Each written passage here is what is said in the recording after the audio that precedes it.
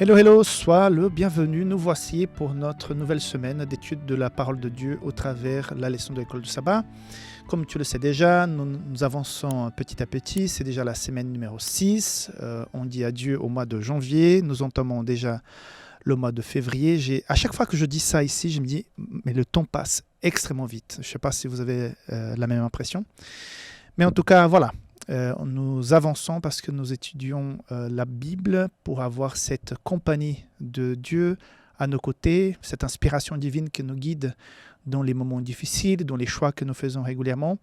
Et j'espère que la leçon cette semaine va nous parler parce que le sujet est très intéressant. On va insister énormément cette semaine sur le caractère de Dieu, un Dieu qui ne change pas, un Dieu qui est essentiellement bon.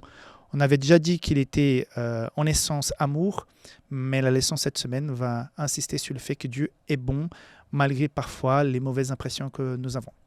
Avant d'entamer la leçon du sabbat après-midi, je voudrais encore une fois t'inviter à faire partie de notre communauté. Nous avons plusieurs communautés. Il y a celle de WhatsApp, c'est la communauté Safelis français. Donc, quand tu rentres dans cette communauté, tu reçois de façon quotidienne le matin. J'ai une de mes collègues qui envoie le lien du résumé de la vidéo, donc tu n'as pas besoin d'aller chercher sur YouTube le lien. Tu reçois passivement le lien pour que tu puisses écouter, regarder la leçon. On envoie aussi des articles de temps en temps, un peu moins, pour pas non plus saturer, mais on envoie de temps en temps des articles. Nous avons Safelis Blog, où nous publions des articles assez intéressants. On a aussi des promotions. Parfois, nous avons des produits nouveaux, des semaines avec des rabais. Donc, d'ailleurs, la dernière semaine, on appelle ça Safelis Online. C'est le nom qu'on donne, mais c'est une semaine de rabais. On a abattu les records pour la francophonie. Donc, on n'a jamais autant pu envoyer du matériel aux francophones comme la dernière fois. Donc, vous êtes de plus en plus nombreux à visiter notre site publicationadventiste.com pour l'Europe ou bien safelis.com pour le reste du monde. Donc, il faut visiter ces sites pour voir un peu ce que nous proposons. Il y a de très belles choses et on travaille régulièrement, on sort régulièrement des nouveautés. On essaye toujours, en tout cas moi je pose toujours pour qu'elles puissent sortir aussi en français. Certaines choses sont extrêmement chères de faire en français parce que le public est moindre. Mais bon, on essaye quand même. Mais voilà, visite nos sites pour que tu puisses constater nos produits, consulter notre produit. Qu'est-ce qu'il faut que je dise ? Ah oui, si jamais... nous avons une équipe d'intercession. Si tu as besoin d'un soutien spirituel, si tu souhaites qu'on puisse prier pour toi, ça aussi, c'est assez régulier. Nous envoyons à chaque semaine, religieusement, les demandes de prière à notre équipe d'intercesseurs. Donc, si tu as besoin d'un soutien dans la prière, tout ce que j'annonce ici, c'est dans la description de la vidéo. Tu ouvres la description et tu vas trouver les liens. D'ailleurs, si tu veux faire partie des personnes qui prient aussi, il y a un lien. Donc, il y a 4 liens au moins en bas dans la description de la vidéo. Si tu regardes sur ton téléphone portable ou sur l'ordinateur, tu vas trouver ça facilement. Ok ? Voilà, que Dieu te bénisse et partons ensemble pour cette aventure où nous allons parler du caractère de la bonté de Dieu, un Dieu qui ne change pas comme on va voir au milieu de la semaine. Mais pour l'instant, contentons-nous du sabbat après-midi. Alors, le verset à mémoriser pour cette semaine, c'est un verset assez beau, en tout cas j'ai beaucoup apprécié. Mais que celui qui fait le fier soit fier d'avoir du bon sens et de me connaître. Waouh, impactant.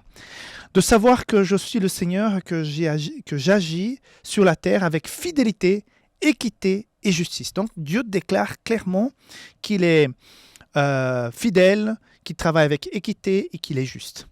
Car c'est à cela que je prends plaisir. Donc Dieu prend plaisir à être juste, bon, équitable. Donc c'est une déclaration du Seigneur en Jérémie 9, 24. Très très beau verset. J'avais oublié ce verset, mais la leçon cette semaine me le rappelle. C'est très beau comme déclaration.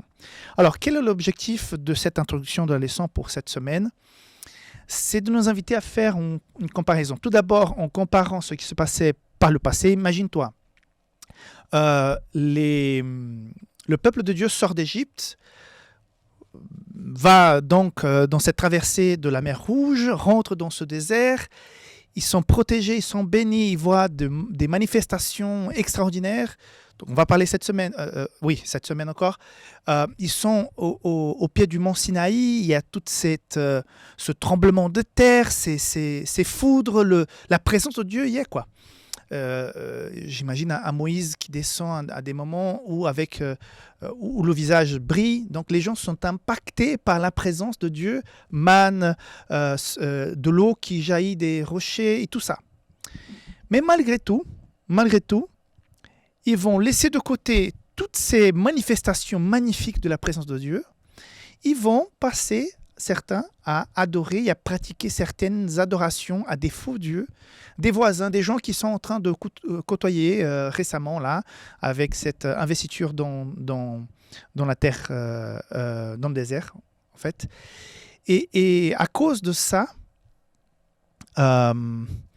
ils vont, entre guillemets, comme on a vu dans les semaines précédentes, ils vont se prostituer spirituellement.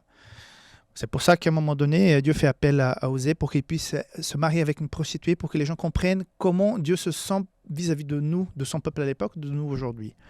Et donc, il y a ce parallèle entre la grandeur, la puissance, le pouvoir, et en même temps la petitesse de ce peuple qui va avec des faux dieux qui viennent de connaître, faire connaissance, qui vont exiger des choses terribles parce que les dieux inventés par les hommes, par les traditions, ce sont des dieux qui sont souvent fâchés, qu'il faut faire plaisir, qu'il faut apporter des choses, jusqu'au point d'apporter ses propres enfants comme offrande. Et ça, c'est une chose que j'ai beaucoup de peine à comprendre, comment les parents peuvent apporter un bébé ou un jeune enfant pour pouvoir le sacrifier. Donc, on peut constater la capacité de manipulation ou bien d'adaptation à ce genre de choses. C'était quelque chose d'antinaturel. Au fond, les parents souffraient énormément, même si peut-être ils disaient « mais c'est comme ça, c'est notre tradition, tous les premiers-nés, on doit sacrifier pour que notre famille soit bénie ». J'en sais rien, mais à mon avis, c'est antinaturel. On ne peut pas faire ça naturellement. Donc, et voir le contraste avec le Dieu qui est celui qui les a fait sortir d'Égypte, mais qui est non seulement ça, mais le Créateur. C'est-à-dire, on va comparer ces genres de pratiques avec le Dieu qui est le Créateur de toutes choses, qui est le Rédempteur, qui a promis de revenir avec le salut, qui s'est manifesté avec toutes ses plaies en Égypte, avec la traversée, avec toutes les choses que j'ai déjà décrites. Ce Dieu qui pardonne, qui accompagne, qui fait des choses merveilleuses. Donc, c'est impossible de mettre sur une balance parce que c'est même pas la peine, c'est tellement flagrant. Et quand même, ces gens marchaient avec ces faux dieux. Mais c'est facile d'accuser, de juger les gens du passé, mais je pense que nous sommes dans la même longueur d'onde parce que souvent, nous sommes envahis par toutes les bénédictions de Dieu, entourés, remplis, imbibés de toutes ces bénédictions que Dieu nous apporte régulièrement. Et souvent, et moi, en tout cas, j'ai honte quand je dis, mais Seigneur, j'étais infidèle. Malgré tout ce que je connais, je sais de toi, j'étais infidèle à ce point. Et je pense que ça nous arrive à chacun d'entre nous. Même quand on sait, quand on est rodé, parfois, si on perd cette connexion, cette relation avec Dieu, on finit par faire des choses qu'on est 100% conscient qu'il ne faut pas vivre, il ne faut pas faire, mais on le fait. Parce qu'on a perdu cette connexion, parce que ce n'est pas la raison qui nous garde en relation avec notre Dieu. La raison me dit, mais bien sûr, mon Dieu est plus grand, plus fort.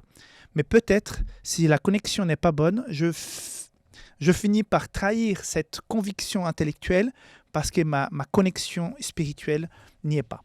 Voilà, c'est tout l'objectif cette semaine de nous représenter, nous redire clairement que Dieu est bon, que Dieu est équitable, que Dieu est justice. Et c'est ça qu'on va voir pendant les jours qui arrivent. Donc, reste accroché, le jour de dimanche arrive.